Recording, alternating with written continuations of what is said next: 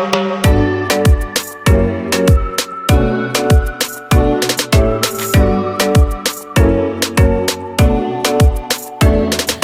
Sobat Manajemen, selamat datang kembali di Ngobrolnya Manajemen. Ruang aman dan nyaman untuk ngobrolin kesehatan perempuan dari hati ke hati. Aku, Firly Nur Insani, akan menjadi podcaster pada Ngomen episode 3 pagi hari ini dengan topik tantangan dan pentingnya kesehatan perempuan di era modern. Hari ini spesial banget karena kita kedatangan narasumber yang luar biasa, yaitu Kak Sela Sulastri, MIKOM. Nah, Kak, halo Kak. Halo teman-teman. Apa kabar Kak? Alhamdulillah luar biasa. Makasih ya Kak udah hadir dan menyempatkan diri buat hadir di podcast kita hari ini. Dengan senang hati. Nah, Kak Sela ini sudah aktif di berbagai kegiatan sosial dan edukasi perempuan. Nah, kita langsung aja ya bahas bagaimana sih kesehatan perempuan di Indonesia di era sekarang ini Kak. Oke, untuk isu informasi kesehatan perempuan di Indonesia pada saat ini mungkin udah lebih terbuka ya aksesnya dibandingkan beberapa waktu dulu. Kenapa? Karena saat ini wanita-wanita atau perempuan-perempuan yang di luar sana sudah sangat aware nih apa yang terjadi pada tubuh mereka. Ketika mereka merasa ada yang salah atau ada yang kurang baik tentang tubuh mereka, alhamdulillahnya mereka sekarang sudah bisa terbuka untuk pergi ke pelayanan kesehatan untuk mengakses informasi seperti itu. Jadi perempuan-perempuan sekarang menurut aku lebih kritis sih dibandingkan dulu. Mungkin karena faktor akses informasi yang lebih mudah sekarang, itu juga menjadi salah satu hal yang membuat kita harus bersyukur ya sekarang ya. Karena juga perempuan-perempuan udah secara mandiri untuk tahu keadaan atau kondisi tubuh mereka. Nah, kita masuk ke kesehatan reproduksi nih Kak. Sekarang nih masih banyak para perempuan masih menganggap kalau reproduksi itu masih sebagai suatu isu yang sensitif. Bener banget. Padahal kan seharusnya dari kita mulai pubertas kita udah harus mengenali gimana cara menjaga kesehatan reproduksi kita nih Kak. Betul. Ini kalau dari Kakak gimana sih Kak cara kita tahu atau paham tentang kesehatan reproduksi kita Kak? Sebenarnya sederhana untuk mengakses informasi yang benar ya. Itu bukan berarti beberapa informasi itu bisa diakses dengan mudah. Kadang akses informasi yang mudah diakses, akses informasi yang mudah diakses seperti internet tadi, itu kadang juga banyak hoax yang mungkin bisa membuat perempuan tuh takut untuk mengenali tubuh kita sendiri. Pernah nggak teman-teman tuh pernah searching di sosial media gejala keputihan yang berlebih gitu, keluarnya kanker kayak gitu. Nah itu salah satu faktor yang membuat perempuan tuh nggak mau lagi untuk tahu keadaan tubuh mereka karena beberapa informasi itu kadang mengarahkan mereka untuk percaya hoax tersebut. Nah solusinya adalah untuk perempuan-perempuan yang mungkin terkendala akses informasi yang kurang bisa dipercaya, bisa langsung ke pelayanan kesehatan seperti itu agar masalah reproduksi ini tidak juga menjadi masalah yang harus ditakuti karena kan sebenarnya ini terkait dengan tubuh kita sendiri ya. Kalau misalnya kita tidak aware apa yang terjadi dengan tubuh kita sendiri, otomatis masalah kesehatan juga akan mudah menggerogoti tubuh kita seperti itu. Kalau seperti keputihan berlebihan itu gimana tuh Kak cara ngatasinya Kak? Nah kalau keputihan berlebih sebenarnya keputihan itu adalah hal yang normal ya yang terjadi pada perempuan karena ada perubahan pH di vagina kita.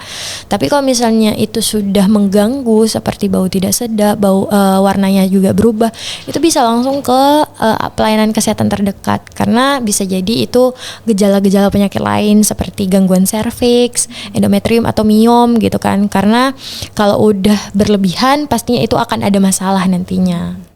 Nah tadi berkait dengan kanker serviks Kak, kan sekarang ini kebanyakan para perempuan-perempuan di Indonesia, apalagi sekarang ini yang teratas penyakitnya yaitu kanker payudara kan Kak, dan keduanya kanker serviks. Nah itu gimana sih Kak cara para perempuan untuk menjaga diri dia biar nggak kena itu Kak, serviks sama payudara? Oke, sebenarnya udah banyak ya solusi yang kita tahu seperti IVA test, pap smear ataupun sadari untuk mengecek apa sih yang terjadi pada organ reproduksi atau payudara kita seperti itu kan.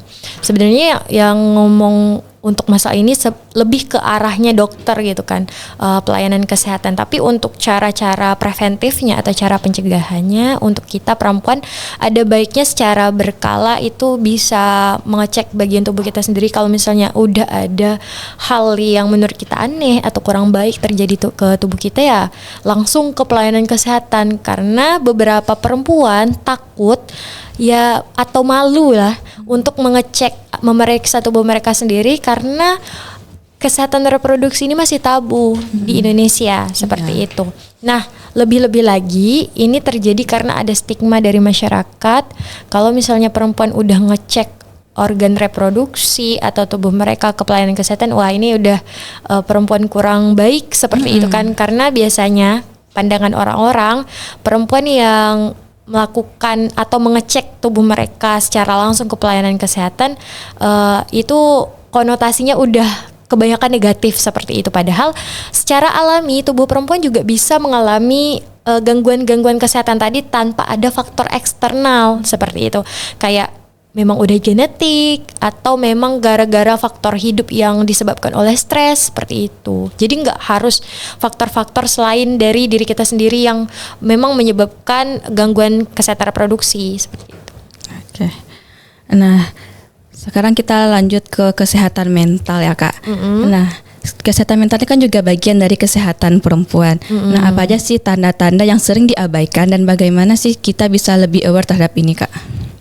Oke, utamanya untuk mahasiswa ya yang perempuan, tanda-tanda kalau kesehatan mental kita itu lagi terganggu, semisal kurang tidur.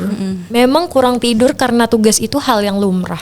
Tapi kalau sulit tidur itu perlu kita pertanyakan, kenapa sih sulit tidur atau tidak nafsu makan atau sering tidur. Nah, sering tidur dan sulit tidur itu kadang berkesinambungan kayak gitu. Karena kan kita kalau malam sulit tidur jadinya siangnya kurang tidur gitu kan. Nah, karena kurang tidur tadi kita menutup PR tidurnya kita di hari berikutnya. Makanya kadang tidurnya perempuan tuh kadang lebih banyak gitu kan. Nah, jadi itu adalah salah satu gejala stres yang biasanya ditemui oleh mahasiswa perempuan. Kenapa? Karena perempuan ini lebih perasa ya. Kalau secara riset itu perempuan lebih perasa daripada laki-laki karena perempuan ini lebih mengutamakan perasaannya dalam setiap aspek, baik itu pekerjaan, pendidikan, seperti itu. Jadi mudah untuk mengobrak-abrik perasaan kita sendiri, kesehatan mental perempuan itu sendiri ketika mereka bermasalah dengan emosional mereka. Karena pengelolaan emosional yang kurang baik tadi juga menyebabkan stres. Stres tadi bisa menyebabkan masalah pada kesehatan reproduksi karena faktor hormonnya itu berubah terus kan, seperti itu. Inilah yang menyebabkan kadang ada gangguan pada gangguan endometrium atau miom tadi, kista, seperti itu. Karena kalau emosionalnya kurang tertata dengan baik, itu kan bisa menyebabkan kurang makan juga, gizinya juga terganggu seperti itu. Iya, kebanyakan kan karena stres juga banyak perempuan yang halangannya telat gitu kan Kak? Bener banget. Ngaruh banget ya Kak, berarti kesehatan mental sama stres ini tentang terhadap kesehatan kita. Bener.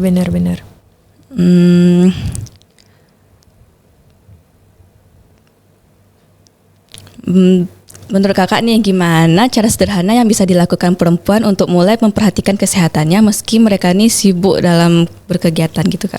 Oke, untuk mahasiswa yang mungkin lagi sibuk berkegiatan, misal Firly kayak gitu kan, mengakses informasi yang benar merupakan langkah awal yang tepat agar kita lebih sadar akan tubuh kita sendiri. Karena kenapa kita harus malu untuk mengenali tubuh kita sendiri? Padahal ya siapa lagi yang akan tahu kondisi tubuh kita selain diri kita sendiri kan? Nah, selain mengakses informasi yang benar, boleh mengakses internet, mencari data-data yang mungkin sesuai dengan kondisi tubuh kita sekarang. Namun carilah sumber yang terpercaya dan sudah terverifikasi seperti itu. Misal kalau kita cari, oh ini yang nulis dokter, ini bisa aku percaya. Nah, itu salah satunya. Jangan yang kita baca itu adalah sumber-sumber yang mungkin belum kredibel seperti itu. Nah, kalau misalnya kita mencari sumber-sumber yang kredibel, otomatis overthinking dong. Kita mencari masalah yang sederhana, ternyata setelah kita cari, gangguan kesehatan yang kita alami itu masalah yang besar gitu kan, tambah stres, malah menyebabkan masalah-masalah lain nantinya seperti itu. Jadi menurut aku untuk sekarang cari akses informasi yang benar dan tepat. Tentunya juga cek kesehatan secara berkala seperti itu. Oke Kak, apalagi sekarang ini lebih banyak juga kan di konten-konten terkait kesehatan, tapi kita nggak tahu itu sumbernya dari mana. Iya benar banget. Sekarang banyak banget influencer yang spread awareness about kesehatan kan. Salah satunya di TikTok seperti itu. Nah kalau misalnya sumber dari informasi tersebut adalah dokter atau orang kesehatan, itu bisa kita percaya. Nah kalau misalnya yang kasih informasi itu bukan orang yang sama sekali berkecimpung di dunia kesehatan, ya kita perlu pertanyakan juga apakah benar nih informasi yang dia berikan, atau apakah ini bisa dipercaya, apakah ada data risetnya. Oleh karena itu ya baiknya perempuan itu kritis ya untuk mencari informasi-informasi tersebut seperti itu. Iya. Nah, sekarang sampailah kita di pertanyaan terakhir nih Kak. Wow. Nah, apa sih pesan dari Kakak untuk semua perempuan di luar sana agar berani mengenali dan mencintai tubuhnya sendiri tanpa ada rasa takut dan malu, Kak? Oke, tubuh perempuan itu sebenarnya nggak harus disembunyikan atau ditakuti ya teman-teman ya. Karena kebanyakan perempuan kalau dilihat dari kondisi kita yang sekarang itu banyak menyembunyikan apa yang mereka rasakan, apa yang tubuh mereka rasakan. Karena apa? Karena stigma atau tabunya kondisi di masyarakat seperti itu. Nah, untuk perempuan karena kita punya tubuh kita sendiri, maka berbahagialah dan berbanggalah dengan dia. Kenapa? Karena apalagi yang kita punya selain diri kita sendiri, seperti itu. Jadi jaga dia, rawat dia, dan mungkin kita bisa jaga dia nanti ketika kita akan merencanakan masa depan yang baik. Ya mungkin kita punya perencanaannya masing-masing ya. Untuk yang menjadi wanita karir kan kesehatan reproduksi juga akan menjadi hal yang penting agar tidak terganggu nanti kondisi karirnya. Untuk kamu yang mungkin berencana jadi calon orang tua juga, itu salah satu hal penting yang menjadi ya bukan bisa dibilang aset sih, tapi salah satu hal yang penting untuk mempersiapkan kamu sebagai orang tua yang siap untuk anak kamu. Kalau kesehatan reproduksi kita terganggu, jangankan karir, jangankan menjadi orang tua, kita juga tentunya ke diri kita juga kurang baik jadinya. Maka dari itu jagalah apa-apa saja yang menjadi milik kamu, sayangi dia dan berbanggalah dengan dia, seperti itu. Nah, itu dia teman-teman manajemen, pesan dari Kak Sheila, yaitu kita sebagai perempuan harus bangga dan harus menjaga diri kita sendiri untuk kedepannya. Nah, banyak banget insight yang kita dapat dari narasumber kita tadi.